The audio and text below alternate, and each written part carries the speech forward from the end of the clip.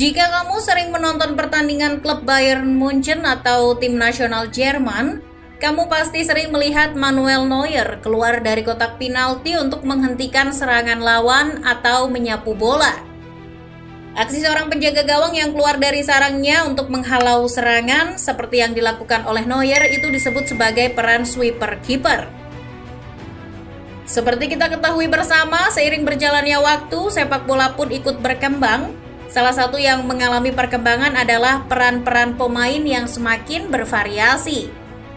Di era modern saat ini muncul peran-peran baru bagi pesepak bola dalam penerapannya di lapangan, seperti inverted winger, false nine, dan ball playing defender. Selain itu semua, ada pula peran sweeper keeper. Namun pada pembahasan kali ini kita hanya akan mengulas seputar sweeper keeper. Nah, football lovers, tahukah kamu apa itu sebenarnya peran sweeper keeper? Sweeper keeper adalah penjaga gawang yang bertanggung jawab dalam mengendalikan ruang di belakang lini pertahanan suatu tim. Peran ini meliputi kendali jarak antara sang pemeran dengan pemain bertahan agar lebih dekat dari biasanya, menjaga kecekatan kaki mereka untuk 90 menit waktu pertandingan, dan sigap memberikan lemparan untuk serangan balik cepat dengan kecepatan dan akurasi. Dengan kata lain, peran sweeper keeper ini tidak seperti penjaga gawang pada umumnya yang hanya menunggu serangan lawan di dalam kotak penalti dan menjaga gawangnya agar tidak kebobolan. Memang, tugas penjaga gawang yang paling utama adalah menjaga gawang agar tidak kebobolan. Namun dalam peran sweeper keeper, seorang penjaga gawang juga harus mampu untuk mengontrol dan mengomandoi ruang di belakang lini pertahanan dan aktif berpartisipasi dalam membangun serangan. Penjaga gawang yang memainkan peran sweeper keeper tentunya harus mempunyai banyak kelebihan. Tidak sembarang kiper bisa memerankan peran ini.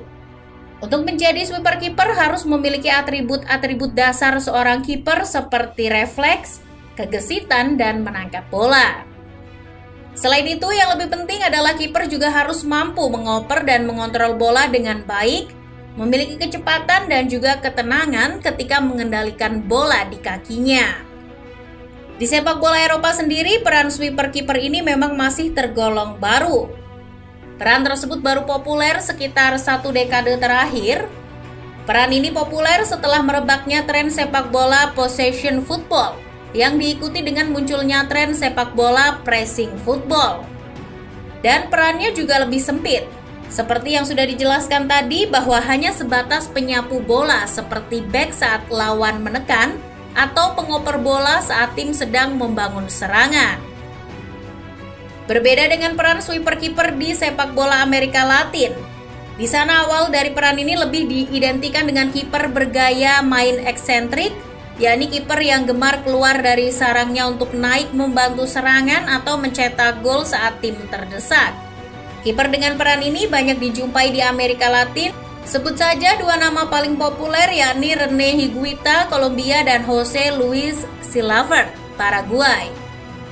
Kedua kiper tersebut tidak hanya sebatas berpatroli di dalam kotak penalti atau area sekitarnya, tapi kadangkala maju ke depan untuk mencetak gol. Bahkan kita kerap kali melihat Higuita memainkan bola di area tengah lapangan, meski resiko kebobolan sebenarnya cukup tinggi.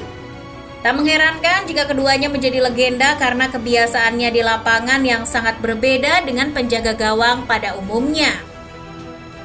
Meski terlihat sebagai sebuah produk sepak bola modern, sweeper keeper sebetulnya bukan benar-benar barang baru di sepak bola. Malah, sejak Perang Dunia II selesai, sudah mulai bermunculan pemain-pemain model seperti ini.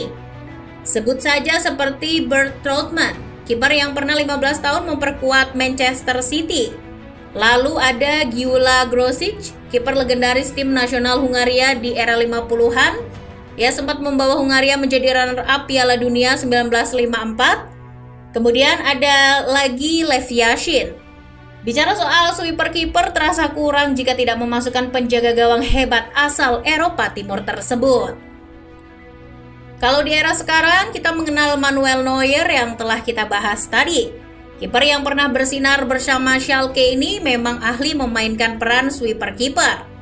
Tak hanya menghadang aksi ofensif lawan, ia juga sanggup menginisiasi serangan timnya dari bawah. Selain Neuer, ada pula Victor Valdes. Valdes saat ini masih aktif di Barcelona, bertindak sebagai contoh luar biasa bagi pemain dengan set keterampilan yang diinginkan untuk seorang sweeper kiper. Nama-nama lain yang juga sering memainkan peran sweeper kiper adalah Marc-Andre ter Stegen, Hugo Lloris, dan Ederson. Para penjaga gawang tersebut memang mempunyai kriteria untuk menjadi sweeper kiper karena mereka punya kemampuan membaca permainan yang cepat. Pasalnya dalam peran sweeper kiper, ia akan terlibat dalam umpan pendek dengan para bek. Pelatih yang mengandalkan penguasaan bola seperti Pep Guardiola biasa menggunakan penjaga gawang tipe ini. Kiper yang diinginkan untuk peran tersebut harus teknis, sangat disiplin, dan di atas segalanya harus punya kepercayaan diri yang tinggi saat mengambil keputusan untuk menyelamatkan tim dari jurang kekalahan. Seperti halnya peran-peran lain dalam sepak bola, peran sweeper kiper ini juga punya kelemahan. Kelemahannya yaitu blunder. Blunder yang konyol adalah musuh utama yang menyelimuti gaya main mereka.